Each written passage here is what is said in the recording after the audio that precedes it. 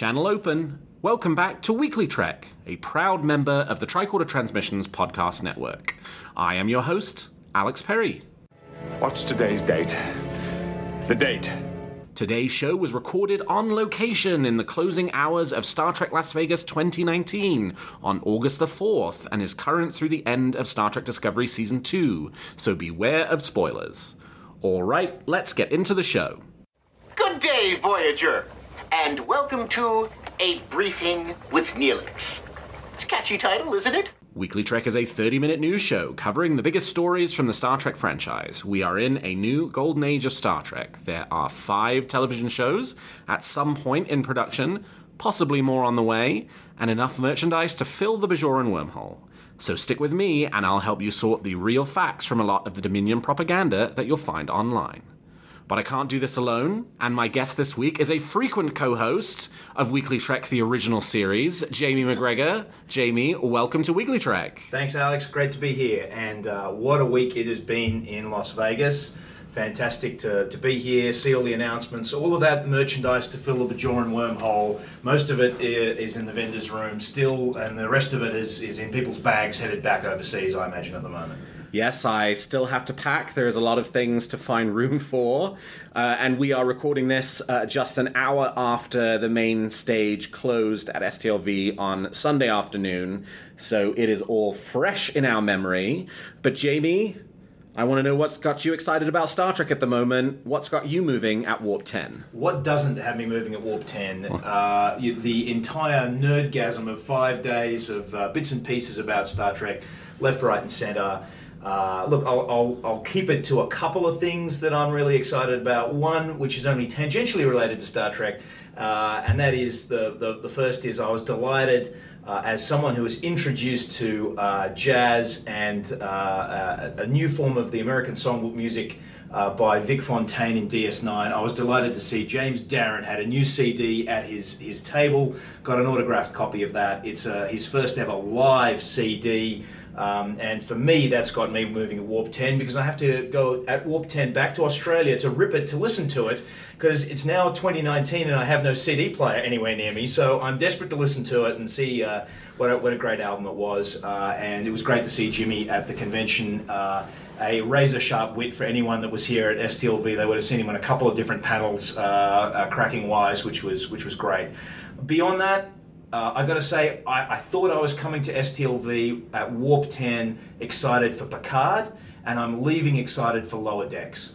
I was just blown away by the enthusiasm, the sincerity of the guys who, the writing crew were on stage. There was a panel here for Lower Decks. That's got me moving at Warp 10. The notion that there will be a respectful but funny piece of the Star Trek canon is really exciting. I'm sure we're going to be talking more about Lower Decks, but that's got me moving to Warp 10 at the moment. Yeah, we have had an incredible 5 days. I mean, I kind of figured going into the convention that there wasn't going to be a huge amount of big news. Certainly nothing on the same level as what we got at San Diego Comic-Con a couple of weeks ago, and that was more or less borne out. We got a number of new product announcements, but really for the shows, just a lot of teasings, a lot of very small details, and we'll talk about those. But, you know, regardless of not having gotten a huge amount of big news, those panels for Star Trek Picard, for Lower Decks, were really, really fabulous. I mean, you know, you couldn't have listened to the enthusiasm of Jonathan Frakes and Jerry Ryan and Jonathan Del Arco on the Star Trek Picard panel of Brent Spiner earlier in the week, and then earlier today, the Lower Decks Writers' Room led by Mike McMahon, and not feel really excited about these shows and what they have coming up. I mean, STLV is always an incredible opportunity to get together with fellow fans and celebrate this franchise, and, you know, it was no less great this year, and you know, I'm walking away from it more fired up than ever before about this golden age of Star Trek that we're in. I'm not sure we'll ever get an announcement quite on the level as Sir Patrick Stewart returning to Star Trek that we got last year at STLV, but having said that, you know, it coming together and getting the opportunity to share this time with friends is really, really fabulous. So, you know, I am exhausted. You might be able to hear it in my voice. You might be able to hear it in Jamie's voice. But because we've not got a lot of sleep over the last 5 days, and there has been lots of running around. If you come to the Rio, you certainly get a workout with all the walking. But it has been a fabulous, fabulous couple of days, and there is plenty to talk about. So, let's turn to the week's top stories. There's a war going on, and I'm a reporter. We'll start off with the Picard panel, in which we didn't learn a huge amount about the show, but it was really interesting to hear Jonathan Frakes, Jerry Ryan, Jonathan Del Arco talk about a bit about their experiences on the show.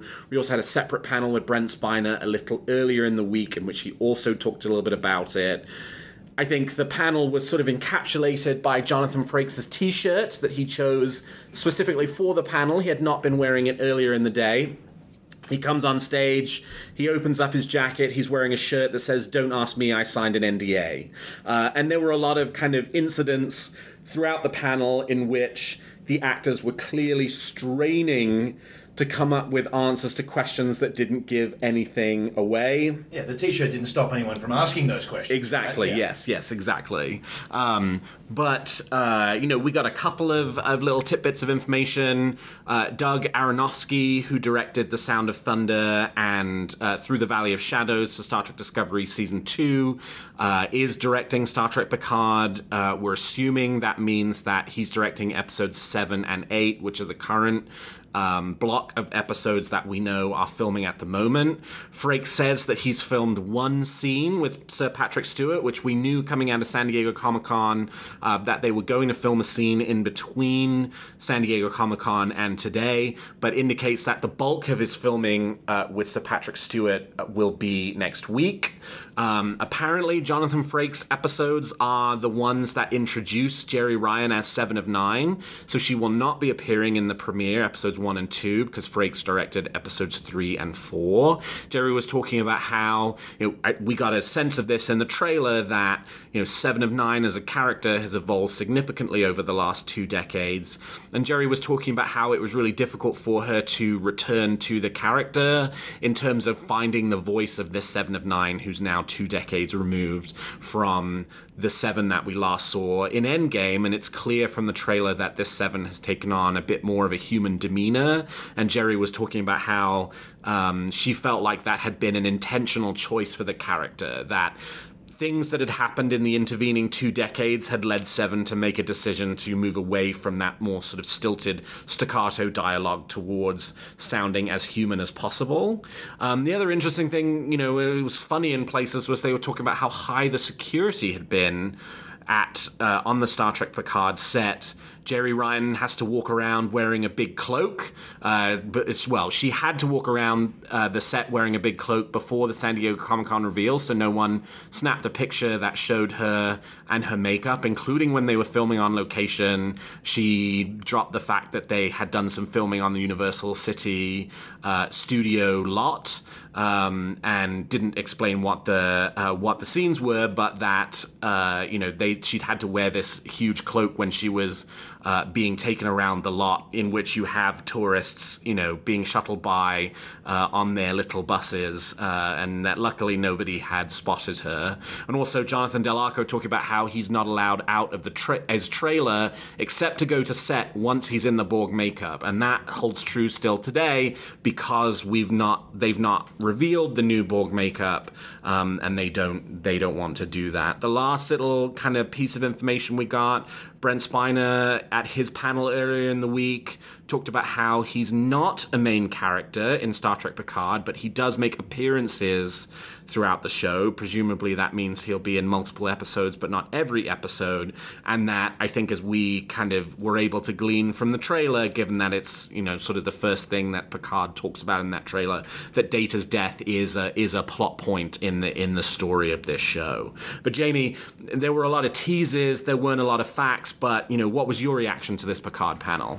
My immediate thought was, yes, there's a little bit of frustration about not finding out more details, but at the end of the day, you don't want more details. You want to watch the show and be surprised by some things. I found it interesting how much it seemed, based on the discussion that was there, how much of a role the Borg is actually going to play in this, because all of the lead-in until we found out about Jerry Ryan and Jonathan Delaco coming back was about the Romulans and how the destruction of Romulus and the heavy effect of that on Picard. And so to actually get the sense that there is quite a significant role here for the Borg, and there does seem to be a sense that the Borg makeup will change, because the Borg seem changed in some way, which I think is going to be fascinating to see how that goes on, and how that is realised in the show. And the sense from Jonathan Delaco was that he had spent quite a considerable time filming with Patrick Stewart, so I think he's going to have a not inconsiderable role. I don't think it's going to be a total cameo like perhaps Brent Spiner's will be. The only other thing I did notice was he was talking about Delaco was talking about researching a particular historical event. Whether that's an allusion to a tragedy that would be similar to the destruction of Romulus, I don't know whether they tie in, or whether or not there's going to be something else to that in Picard. But overall, you could tell how enthused they were. Jonathan was talking about, I think it was a drone shot of just him and Patrick Stewart at the end of a day's filming, or at the end of that particular setup. And he just said what a fantastic, surreal and delightful experience it was for him to work again with Sir Patrick. So I think the enthusiasm and love that Jonathan has for what he's doing is going to come straight through the television screen, or whatever device you have watching CBS All Access or Amazon around the world. So it was fantastic. And it's clear how excited Jonathan, Brent, Jerry, and Jonathan number 2 were Jonathan and Johnny. Yeah, that's right. Jonathan and Johnny, that's what it was from the panel, are about appearing on this show. There was, as I say, they were doing nothing more than sort of teasing this show for us, but they did, I got this sense from them that they were really excited about the fact that they were returning, certainly excited about the fact that they could all now at least publicly acknowledge that they were involved in a new Star Trek production. But, super, super exciting, and if they're having a good time, I think that means that that's going to translate through onto the screen as well. A lot of positivity about the writing too. Mm-hmm. Like they seemed absolutely delighted by whatever the content is, the scripts they're getting, the work that Michael Chabon and the others have been doing. There was a lot of positive chat from them about that, which is a relief and great to hear. And not always something that actors, need to kind of, be super positive about. You can certainly see, if you're on the production side of things, that being something that you would particularly want to highlight as good, whether it is or not. But as an actor, that's one of those things that if you're choosing to go out of your way to compliment that, it's normally a good sign that it actually is, it is pretty good. So Star Trek Picard, I'm sure we will, that's the next one coming up. Continue to believe we'll learn a bit more about it, but it seems like at this point CBS might be going into a bit more kind of lockdown mode on additional details after San Diego Comic-Con. That might be kind of the last big swath of information we get. I'm anticipating we'll probably get a bit more at New York Comic-Con, which will be in October, and obviously, quite a bit closer to an early 2020 premiere again. But that was all we learned from Star Trek Las Vegas. But that was not the only show being discussed. And there was a room full of disappointed Trekkies that 25 staff and creatives didn't all descend on the stage. But I think anyone with a brain probably knew that last year's surprise wasn't going to be able to be topped, and if they had tried to do so, it probably wouldn't have been a great idea anyway. It would have set them up for what were they going to do in future years. So I think we should be happy with what we've got, and look forward to the beginning of next year. And also, I think to that point, what would they have said?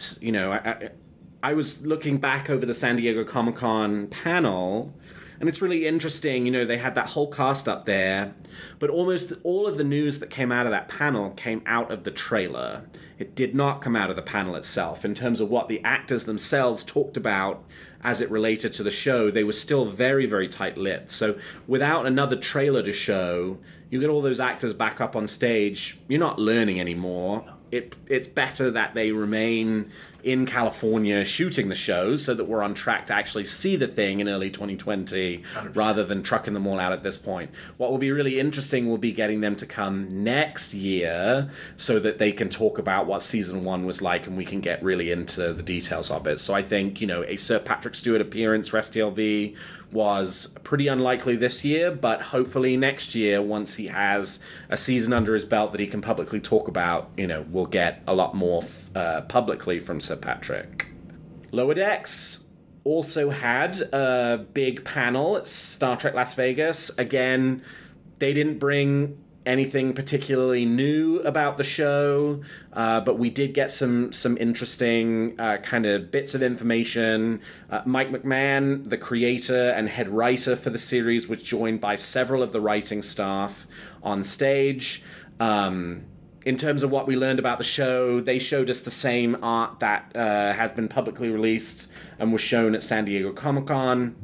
Mike talked at length about how the show is part of the Star Trek canon. There'd been some questions, particularly given the sometimes questionable status of the first Star Trek animated series, about whether it's in canon, whether that would be true for Lower Decks as well. Mike's philosophy on it is there's no point doing a Star Trek show if it's not in canon, and that got a round of applause from the audience and is exciting to hear. He was asked in the Q&A session whether Lower Decks had plans for any other for any of the alumni of Star Trek shows to appear on Star Trek Lower Decks. And while they did not confirm that that was the case, and there were no announcements made about, since this show is set right after Voyager, you have the Next Generation cast, Deep Space Nine cast, Voyager cast, all of whose characters are, active around the same time. While we didn't get any announcements, I would characterize Mike's response to the question as being very enthusiastic about the idea of having actors from the previous shows make voice appearances on Lower Decks. He said, we would get everybody if we could, and that certainly seems like something they're very interested in doing. So, while they didn't kind of tell us anybody who would be, my kind of belief that that's going to happen, my confidence in it has increased significantly. The uniforms, which we got to look at San Diego Comic-Con, turns out are actually based on the rejected Star Trek Generations concepts, for which only a few prototypes were made. They were sort of a mashup between the Next Generation uniform and the monster maroon uniform from the original series movies. And the Lower Decks uniform is sort of a twist on that. If you can find a couple of pictures on the internet of those prototype costumes. The main change is that they have the same sort of front flap that the Monster Maroon has. So super cool that those uniforms have their own kind of Star Trek production lineage. The other thing that Mike talked about was how what the sort of mission of this California class USS Cerritos is, and what he talked about was the ship's kind of main role being what he described as second contact, which is this is the ship that go after our sort of hero ships like the Enterprise D, like the original series Enterprise, have made first contact with an alien culture. The Cerritos is the kind of ship that is next up. That's the one that comes in and kind of follows up on that first contact and, starts to kind of establish those relationships. I think one of the other things that really came through for me in the panel was the way that Mike was talking about how this was not a show that was punching down on Star Trek, that it was not making fun of Star Trek. It was taking Star Trek very seriously, but it was kind of coming at it from the perspective of, being a humorous show and telling the same kind of Star Trek stories that we, have come to expect, but doing it in a humorous fashion. Jamie, you said this was something that you were feeling really excited about. I thought the chemistry between the writers was really palpable. Yeah. But, how are you feeling? Yeah, I think that was palpable, and what was interesting to see was the mix of who they had on stage. Some that were clearly very clear Trek fans, and others that were either new to Star Trek and had recently embraced it, or were getting to understand the show. And it was interesting how they all played off each other, and you could see that their love for the material that they're building. it was clear, as you say, that this approach not to punch down, I think that's what was really important for me, because what it made clear was that this wasn't going to be a show that was going to make fun of Star Trek. It wasn't going to be, you know, and in particular, he made the point that these characters are not incompetent. They're in Starfleet, therefore they are competent in their own, and they are extremely competent, but they have their own quirks, and that's where the humor is going to come from. And look, Trek has a great history of humor in the show. I think Jordan Hoffman, the moderator, made a comment at one point about, like the very second line of Where No Man Has Gone Before has a joke in it, and there were bits of TNG that were riotously funny. I think you put a tweet out listening to everyone watching the very first session from STLV on Wednesday was about the House of Quark, and I was there watching it, laughing at that show. Not to mention, you've had full-on comedies like some of the Ferengi shows, some of which possibly weren't that funny, down to Voyager's Message in a Bottle. If that's not a 45-minute comedy, I don't know what is in Star Trek. And so I think this is going to fill a beautiful little niche. And the bits and pieces that I was worried about it, I'm much less worried about it now, having seen the approach that the writers have taken. Other tidbits might be that I think they've announced this California class of ship seems to be the kind of the workhorse of the Trek fleet, and we've never seen them before because they're always in the background doing all of the dirty work.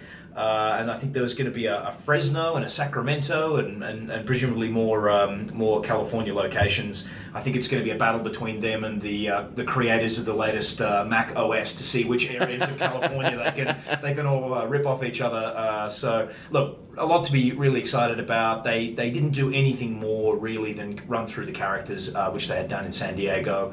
But it was the overall broad brush of the attitude of the show that left me excited. Well, let's shift from shows to products, because we did get a number of exciting product announcements out of STLV. The first being the only announcement we had on Star Trek Discovery, which is that the Season 2 DVD and Blu Ray set is on the way before the end of this year.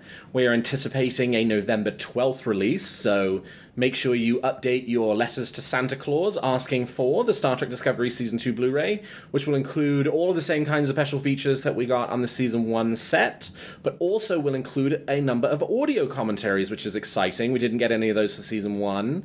There'll be 4 audio commentaries. The set was announced during Anson Mount's panel, and so he indicated that he features on 2 of the commentaries, one with Jonathan Frakes and one with Ethan Peck. So 2 more audio commentaries yet to be announced. The other interesting thing about this set is that it will feature 2 of the short treks, Runaway and The Brightest Star, which are the Tilly and Saru short treks that tie into the events of Star Trek Discovery Season 2. What about the other short treks, you might be asking? Answer, we don't know yet. There have been, I know TrekCore has reached out to CBS to clarify whether Calypso and the Escape Artist, the other 2 short treks that led off for Star Trek Discovery Season 2, will also be included on this set. My guess is, if they're not included on the set, it probably means that with 6 more short treks also coming, I would anticipate CBS will probably do a separate short treks release at some point in the future, but we're in the process of trying to figure that out. They definitely, in the commercial for the release, indicated that Runaway and The Bright Star would definitely be there. Unclear if the other 2 would be there as well. But this is exciting. I know that there are lots of folks who are huge fans of the behind-the-scenes content for the Star Trek shows, and many of whom were a little disappointed that there were no commentaries on the Season 1 Blu-ray. I know that our loyal listener, Linda, reached out to me a couple of times to talk about how she wished there was more behind-the-scenes content and particularly commentaries. Well, Linda, CBS have heard you, and we do have a few commentaries for the Season 2 release. That's very exciting. Jamie, is this one you will be picking up? 2 hours of behind-the-scenes footage, and that we got a little trailer that indicated there's a lot of behind-the-scenes footage of how they put the Enterprise bridge together, so that's going to be attractive for a lot of folks, I'm sure. And what is good to hear is that they are listening, you know, and I would imagine that there was a specific call for commentaries after the first DVD set, and the fact that they did it in the second one means, you know, big bad corporate organisation notwithstanding, they're obviously listening and delivering for the fans, so that's great. Absolutely. So we are looking forward to that, and as we learn more about those special features, we will talk about them here on WeeklyTrek. But moving from televised to published content for the Star Trek franchise, STLV for the last few years has been the place for book announcements for the coming year, and that was no less true this year. We got a number of announcements of new novels in the Star Trek franchise. As those book fans know, we are coming out of what was a very dry period for Star Trek novels. Last year we had only a handful. This year we've had a few more. But next year it looks like we're getting back to close to a monthly schedule of new releases. So what did we learn this week? We got a new cover for the upcoming Star Trek The Next Generation novel from David Mack, Collateral Damage. It's actually a really cool cover. It's pretty different from any cover we've seen before. Ed Schlesinger, the Simon & Schuster editor, indicated that this kind of cover art is a new direction that they're moving. Also goes back to the old TNG logo, which is the first time we've seen that on a book in a number of years. Collateral Damage is due to kind of wrap up the sort of Section 31 control storyline, which actually goes all the way back to the early 2000s when it was kicked off. We have in February, we have The Last Best Hope by Una McCormack. That is our Star Trek Picard tie-in novel. The first novel tying into Star Trek Picard. We don't know a huge amount about it other than that's the title. It's written by Una McCormack and it's coming in February. Unclear at this point whether that means that Picard itself will premiere in February or this book will come out slightly after the premiere. For Star Trek Discovery, the first book, Desperate Hours, was released the same week as the premiere date for the show. So maybe they'll do the same thing again. Maybe we'll still get Picard in January. But that's very exciting. The other Picard tie-in announcement was that IDW will be doing a 3-issue Star Trek Picard countdown series by Mike Johnson and Kirsten Beyer. Kirsten Beyer being the supervising producer for Star Trek Picard. Mike and Kirsten have done all of the Star Trek Discovery tie-in comics, and they'll be doing this Star Trek Picard tie-in series as well. So those are the two Picard tie-ins that we know we have coming up on deck, but those aren't the only announcements of books that we got. We have a pretty full schedule of 23rd century novels coming next year, beginning in March with The Higher Frontier by Christopher L. Bennett. That will be an original series novel. Agents of Influence by Dayton Ward, that's coming in June. And then we also, very excitingly, got the announcement of our first 2 Kelvin timeline novels. In April, we will have The Order of Peace by Alan Dean Foster, and in August, More Beautiful Than Death by David Mack. The really interesting thing about these 2 novels is, as far as we can tell, these are the novels that were originally slated to be published in, I think it was 2010 or 2011, but were cancelled at the last minute. The books are being updated and refreshed and are finally about to see publication. 2 of the books, there had been 4 Kelvin timeline novels announced nearly a decade ago. 2 of those novels were since recycled into Prime timeline novels, so we probably won't see those. But these 2 books will finally see the light of day, and it sounds like we'll kick off Simon & Schuster's Kelvin timeline publishing schedule. We also were told to expect another Star Trek Discovery book from John Jackson Miller. The Enterprise War was just published this past week, but it sounds like he's already working on one more. And also Kirsten Beyer's long-awaited 9th Voyager novel, To Lose the Earth, is also expected to be released in 2020. That's a lot of books. That almost gets us back to a monthly schedule. I would anticipate, since this only pushes out to August, that there'll be more novels before the end of 2020, including potentially another Picard novel, since we only have one. For fans of 24th century fiction, it's not super surprising that there aren't a lot of books on the schedule for next year. When Discovery came out in 2017, the books really focused on the 24th century. story so that, and there were not any original series novels published, so that the show had the opportunity to breathe a bit. If you're a fan of the novels, you know, what we've seen from the Star Trek Picard trailer is that it's likely that history has gone in a different direction than the novels have, the story that the novels have told us. We don't know that for sure, but it seems to be implied from what's in the trailer. And the first question at the book panel was, you know, what happens to the continuity that's been created in the novels?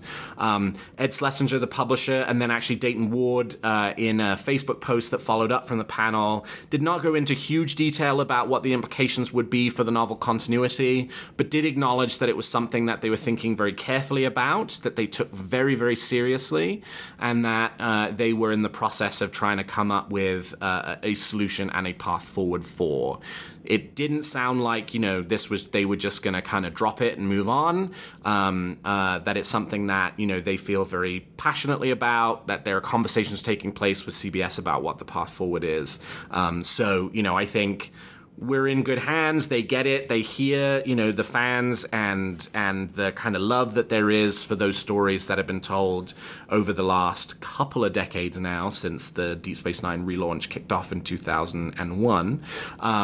But you know, weren't prepared to say any more at this point about what the plans were. That's a lot of book announcements. Jamie, I know you're more of a comics guy, so tell me, Star Trek Picard countdown, pretty exciting. It is, and I mean, my impression about all of this is, you guys have been saying it for quite a while on WeeklyTrek, and we were saying the same thing in WeeklyTrek, the original series, which was, isn't it great to live at a time when this new concept of the Star Trek universe exists in such a way that we have all possible fronts firing on all cylinders. You've got the comics, you've got the novels, you've got merchandise, you've got television, you've got the one thing we're missing, of course, is the cinema screen. But as that merger moves ever closer, who knows? Maybe that'll change in the future as well. So I mean, we've known that for quite some time, that this is what was happening. But I think it's starting to become really real in terms of what was done for Discovery is now happening for Picard. And there was also a question in one of the panels, in one of the book panels, about will there be an opportunity for kids-related books and merchandise around Lower Decks, and the response was absolutely. So, you know, there'll be more announcements, I'm sure, of more tie-ins for all of this in the future. So if you are a fan of Star Trek in any way, look, any one piece of the pie may not be your cup of tea, but there'll be certainly different opportunities for you to enjoy what you already enjoy in other forms. And just as an example, a really obvious example of that, I don't think you may have mentioned it, but they also announced the re-release of the novelization of the motion picture, and an announcement of that in audiobook. So, you know, there's a whole range of different ways now that we can enjoy, dive into, consume, you know, do what it is that Star Trek fans do to all of the Trek that is coming out now. And if you're not excited by the Picard series, you know, what is wrong with you? For a start, you wouldn't be listening to this episode of WeeklyTrek. But if you want to, of course, then you want to know what happened, right? Well, there's a place where you can now, and that's the comics or the novel or whatever it might be. So the integrity of all of that as one Star Trek universe, with everyone working together and someone in the writer's room working with the comics and with the novelizations, we couldn't be in a better place, could we? We absolutely couldn't. So that is Star Trek on the screen, Star Trek on the page. Now how about Star Trek in your wine glass? And in your stomach. And in your stomach. There's been an announcement this week that there will be a line of Star Trek branded wines. They'll be kicking off with two brands, Chateau Picard, which actually comes from the Chateau Picard, which is in Bordeaux, France. There is actually a Chateau Picard. They're now in their 4th generation in business that has been making wine. And CBS and the Star Trek Wines company have struck up a deal with the actual Chateau Picard to release the fictional Chateau Picard, which is, you saw the trailer for Star Trek Picard that had bottles of wine in it. This version of Chateau Picard has the same labels as appears in the show, with a couple of small tweaks, because if you know anything about wines, you know that the French are very, there are lots of rules and requirements. They're very particular about how wine is presented, so it is 95% screen accurate, and hopefully will taste 95% screen accurate. They're also releasing a special reserve United Federation of Planets Old Vine Zinfandel, which actually comes from a winery in California. These are their initial 2 releases. They would like to release a lot more, and they actually proved to be very popular. The wine was initially announced on Monday. Within 24 hours, the first initial set of wine had actually sold out. There was a collector's edition, 1,701 sets of one of each of the bottles. Those sold out in 23 hours, I'm told. There will be more on the way. You will be able to still order it. This was the 2016 vintage that they sold out of. They're now preparing a 2017 vintage run, and that will be available in the next few months. You can actually still get some bottles of the 2016 Zinfandel are still available at StarTrekWines.com. They will also have, coming before the end of the year, a 6-bottle collector's edition that will come in a wooden crate, similar to the wooden crate of Chateau Picard that you see in the show. So we know the Chateau Picard appears in the show. According to the wine guys, they also sent some of the Zinfandel bottles to set, and it's possible that those have been used on set and will also appear on screen. So as I say, more of those bottles were coming available in Q4 if you are a wine person and you missed out on the initial run, but there will also be more products coming. The wine guys talked about how they were interested in also potentially doing Klingon blood wine, which should be very interesting. It definitely sounds like, A, these guys know their wine, B, they know their Star Trek. There was a conversation in the panel that they did about how they've been sourcing the original bottles for Cardassian Canar, the twisty bottle that you see on Deep Space Nine.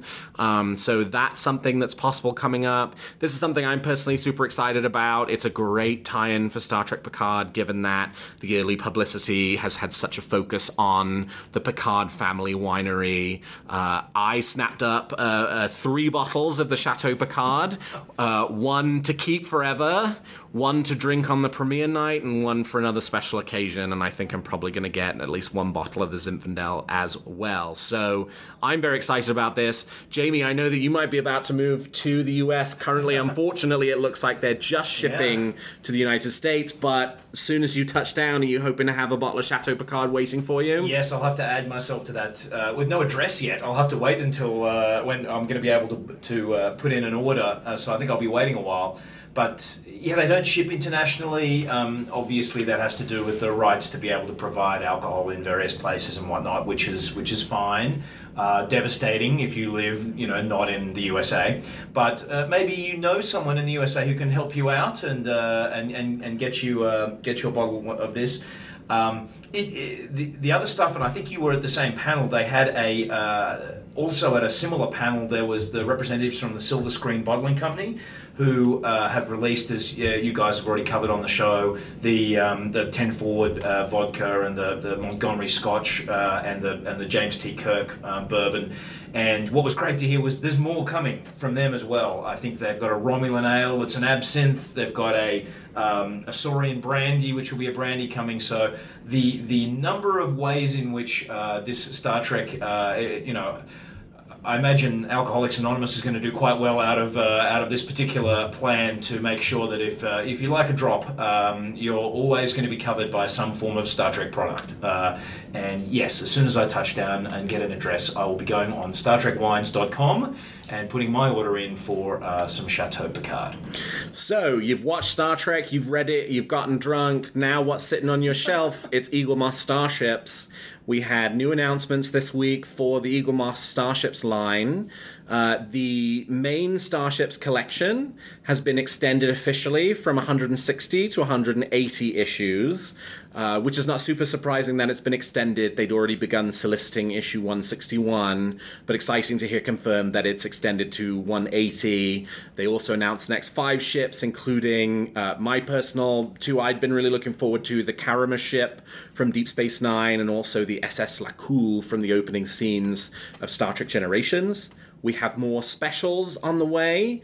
The Vulcan warp sled from the motion picture and the Sonar flagship will be coming as specials to the Star Trek Starships collection line. The Vulcan warp sled is one that's been requested for a long time by fans. The Sonar flagship and the rest of the Sonar ships are ones that have been particularly challenging for Eaglemoss, given that the original digital files are in a format that nobody can use anymore. And so exciting that those are finally coming. You also have the XL line, the line of much larger starships. That's been extended. We currently have 15 editions have been solicited. It's now been extended to 22, and they gave us 2 more announcements. The Romulan Warbird will be coming in XL edition, and one that I'm particularly excited for, and I know Jamie will be particularly excited for, is Deep Space Nine in XL edition, so even bigger than the special that we got in the early days of the line. The Deep Space Nine XL edition will also have a stand. Boom. Star Trek Discovery collection, we got a couple of additional ship announcements, including the USS Hiawatha from the season premiere of Season 2. Brother is on the way, and also the second Star Trek Discovery special. The first was the Klingon sarcophagus ship, the second will be the Charon, and like the Planet Killer, it will also have a light-up component to it as well. Lastly, if you're a fan of Star Trek Online, there was an announcement of a forthcoming Star Trek Online Starships collection of the original starships that Star Trek Online has created over the last few years. There were very few details about this collection, when it will be launching, what it will contain, but it is happening, and it will be a separate line that you can subscribe to get access to those Star Trek Online starships. So I guess the Enterprise F release from earlier this year was one that was really successful. Jamie is a big Deep Space Nine nut. You've got the Deep Space Nine XL, you've got the Karama ship. Seems like a pretty good time to be a starship collector. And what a good thing that on average, the Star Trek viewer is more intelligent, more educated, more discerning, and presumably has larger amounts of both dispendable income and presumably extra rooms in their houses and places that they live to put all of these models in. Because I can imagine there are a large number of people that are running out of either space or imagination as to what to do with a lot of these models, but they keep coming out with more, and they're all phenomenal. And yes, of course, I'll be getting the XL DS9. Look, if you're a collector for this, could there be any better news than again, they are listening to what the fans want, providing bits and pieces that are missing, filling in the gaps, and making sure that every fan's needs are catered for. Eaglemoss, probably one of the better, absolutely one of the better franchise partners that Star Trek have, along with fan sets and a couple of others. They're really good partners, and they usually provide phenomenal merchandise. So I'm all for it, and my order for that DS9 XL will be in as soon as available. All right, we have talked about the facts, and now let's speculate on what's going to happen in the future of Star Trek. You make some very good points, Captain. But it's still all speculation and theory. So each week, I and my guests are going to give you a theory or a wish about something we would like to happen or think will happen in the future of Star Trek. So Jamie, let's hear your theory or wish for this week. My theory/wish is going to be about Discovery, because it got a little bit of short shrift from all and sundry, even though there were plenty of Discovery panels, because we had the whole bridge crew here and most of the cast at different times and places. My excitement is now for Discovery Season 3, which is currently under production, so it's, while everyone's mind is on Picard, I'm also excited for the the freedom that the writers are going to have now that they don't have to squeeze their show into a particular time frame with stuff that they, in inverted commas, have to get done, or they have to get the plot to a certain place, so they have to reverse engineer everything, or however they managed to get to where they got to in seasons 1 and 2. Plus, I'm also excited for a whole season of Discovery without the executive producers being fired, removed, changed on the fly. There are a couple of comments, I mean, everyone's very polite in these kind of things, but there are a couple of comments about scripts arriving the day before, and I kind of feel that if they've really got their stuff together, this group of writers might be able to provide us with a Discovery crew and a show that is absolutely knocking it out of the park on a bunch of different fronts, but actually frees them up to tell a story that perhaps they want to tell, and so I'm excited for that. Yeah, and that's my theory or my wish is that those writers get that freedom to be able to provide something with a crew that we've now come to love that is going to be new, different, special, its own thing. Yeah, Star Trek Discovery Season 1 and 2 are very good. I mean, you've heard 100%. Me talk at length about, how much I enjoyed them, but the first 2 seasons have definitely been hobbled in places by, what's pretty clearly been some behind-the-scenes drama. Yeah. Brian Fuller created the show and left before it premiered. Aaron Harbarts and Gretchen Berg took over for the first season and then were removed partway into the second season. Alex Kurtzman took over. He hired Michelle Paradise, and now we're moving into a season 3 in which the Kurtzman Paradise team, seems to be working pretty well. They worked well together over the back half of season 2, and the back half of season 2 was pretty good when it came from a quality perspective. So I think I'm really excited that things have settled down for the production, and that hopefully that tightness will convey onto the screen as well. And frankly, also moving into the future, give them the ability to kind of create the world that they want to kind of play in, rather than this situation we've had with 1 and 2 where each of the subsequent showrunners was kind of left with whatever the last one had created. Absolutely, and eventually in time we'll get the William Shatner run documentary about the writing of the first 2 seasons of Discovery. Yes, I look forward to watching Chaos in the Spore Chamber. That's exactly right. Yeah. So my theory for this week is about Star Trek Picard, and actually spins off of something that Jonathan Del Arco was talking about in the Picard panel. He talked about how, in returning to the character of Hugh, he was doing some research on a historical event that seems to mirror, whatever this kind of big historical event has been in the intervening years between Nemesis and Picard.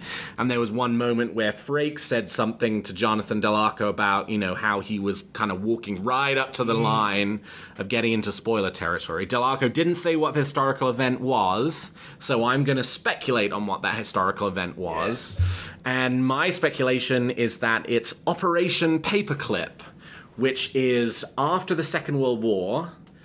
The Americans kind of dragooned a bunch of ex-Nazi scientists into helping their nuclear and their space program, and that many of the technological advancements we got over the 50s and the 60s were founded on, a lot of that knowledge that was brought over by these scientists who used to work for Nazi Germany. Once the rockets come up, who cares where they come down? Exactly. Is that Von Braun? Right, exactly.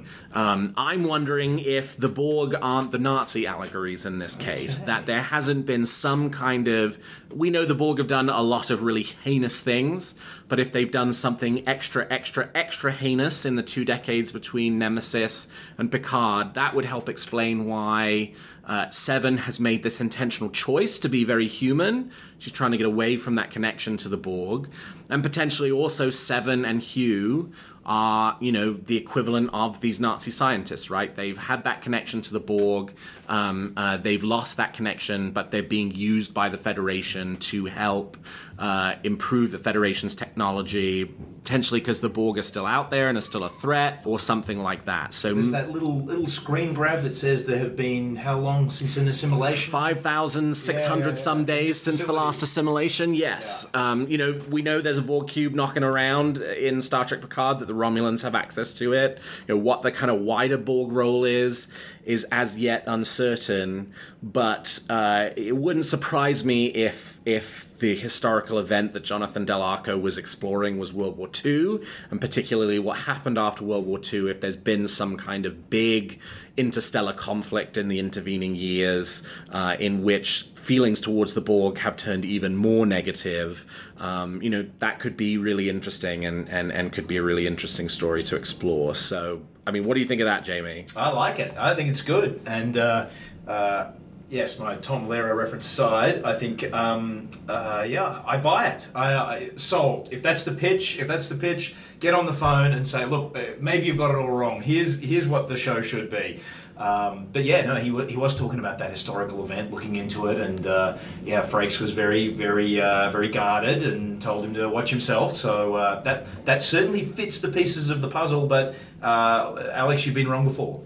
I've been wrong many, many times. So remember I was so convinced that the TOS Enterprise was not going to appear on Discovery. That's right. Yes. Had that big theory about how it was going to be a future Enterprise, yes. And the very next episode, Captain Pike's Enterprise shows up on screen. So It's entirely possible that I'll be wrong as soon as next week.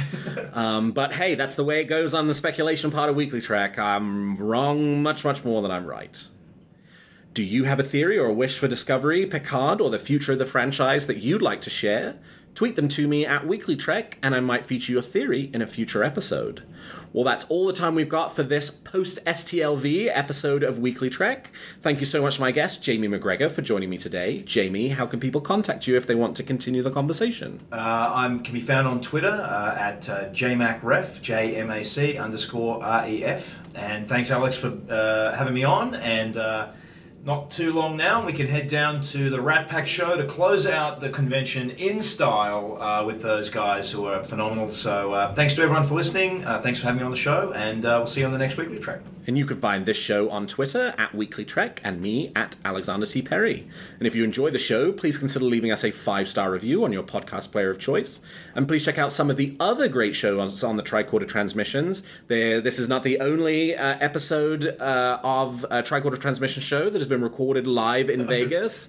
There is a Trek Ranks coming, for which Jamie was part of a live studio audience. Yes. That was quite a rip-roaring time, so look forward to that in your Trek Ranks feeds coming in the next few weeks. And if you like our shows, please also consider becoming a Patreon of Tricorder, which you can find at patreon.com/the Tricorder Transmissions. And we did. We had a wonderful dinner. Yeah. For all the Patreon supporters at a certain level or above. That's right. For our Latinum, our Dilithium, and our Omega Molecule patrons, we did take everybody out to dinner, and that was a lot of fun. And lastly, if you're looking for Star Trek news on the internet, I hope you'll turn to TrekCore.com, I'm part of the TrekCore team, but the rest of our team did an absolutely fabulous job this week, keeping everybody up to date. Thank you, Jamie. Thank you to all of my listeners. And until next week, live long and prosper.